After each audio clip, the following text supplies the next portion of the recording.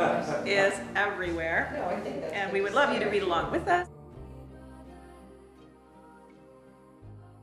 Jean's turn. Okay, we're starting a new section called the Agreement to Join on page 596. And what waits in perfect certainty beyond salvation is not our concern. For you have barely started to allow your first uncertain steps to be directed up the ladder. Separation led you down. The miracle alone is your concern at present. Here is where we must begin.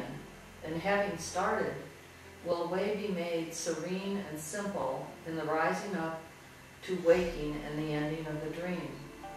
When you accept a miracle, you do not add your dream of fear to one that is already being dreamed. Without support, the dream will fade away without effects, for it is your support that strengthens it. Now, that paragraph is speaking to, you need agreement. You need two people to agree to be sick. For some reason, this is also a principle included in the Bible. The agreement of two people that something is so is what gives it the feeling of reality. So if you do not believe something, someone's dream of fear is so, you are withdrawing support, and that can erase the dream. And so that's what a miracle is. You're not choosing to add your own dream of fear to a dream being dreamed by someone else. When somebody else is really invested in their dream though, and you are withdrawing your support, and it's Threatening to them, is that what you're talking about? very. Yes. And that's why you need to be directed in exactly how you not support their dream and not frighten them at the same time. Tricky stuff, and Jesus talks about this in the beginning. You know, he says, when you don't support the ego's thought system, those who want it to be true experience it as an attack on them because you're not supporting their dream of fear. So it's delicate, and this is something that's in the teacher's manual too, which you'll get to later, about magic thoughts. People believe in this stuff. You have to be careful not to frighten them because that doesn't help them. And yet you don't want to support their dream of fear. So it's a delicate maneuver that has to be directed, right? Yeah, and there's that place where he says, we ask, the one who's in his right mind, called the healer or the teacher at that point, just ask silently for the right to question the other person's way of thinking. So it's like, you don't have to say a thing, you just hold it in your own mind. That's what is the best thing. Because our minds communicate. So if someone's not ready to hear, their mind can hear your thoughts better than they could hear your words. And their own mind will begin to see it differently without the threat of you vocalizing it. Really. That's, I can witness that, because when I asked a question, nothing came except just I got very clear to keep my own mouth shut. Zip it. And you want to know that the power of seeing things right, that's when, remember how he talks about seeing all the time. Seeing. The miracle is a new way of seeing. It's a new way of perceiving the meaning of something. Just your mind seeing something differently than another person has a great deal of effect on them. And the words would threaten them and frighten them, but your seeing is empowering them from the inside out. You know how it is, you're more afraid of something that's coming from outside of you? Well, your mind is affecting them on the inside. Now that's not threatening for them to all of a sudden have an insight. Well, wait a minute, I'm just noticing a new angle on this. Well, it's coming from your being able to see it. That's what the Course is explaining.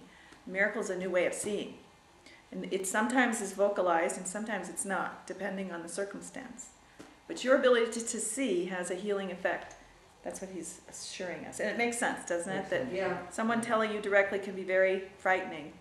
But haven't you had little things pop in your head? And it's like, oh, well, they're probably from other people's perceptions, and we don't realize how much we are affecting each other. At least that's his premise here.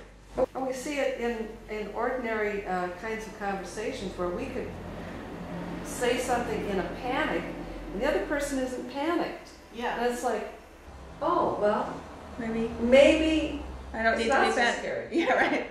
Right, exactly. That's an example. Right. It's perfect. Okay. Now, Judy. No mind. Mm-hmm. No, Oh, here he I- says it's right here what I just said. Oh, thank God you Validated. validated. Didn't make it up. No mind is sick until another mind agrees that they are separate. And thus, it is their joint decision to be sick. If you withhold agreement and accept the part you play in making sickness real, the other mind cannot project its guilt without your aid and letting it perceive itself as separate and apart from you. Thus is the body not perceived as sick by both your minds from separate points of view. Uniting with the brother's mind prevents the cause of sickness and perceived effects. Healing is the effect of minds that join, as sickness comes from minds that separate.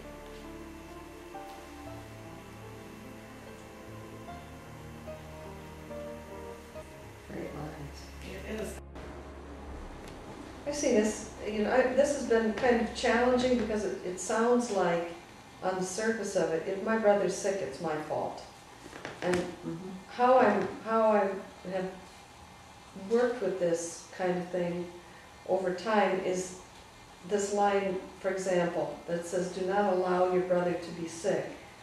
For if he is, you have abandoned him to his own dream by sharing it with him," means don't allow myself to see that as the truth in him.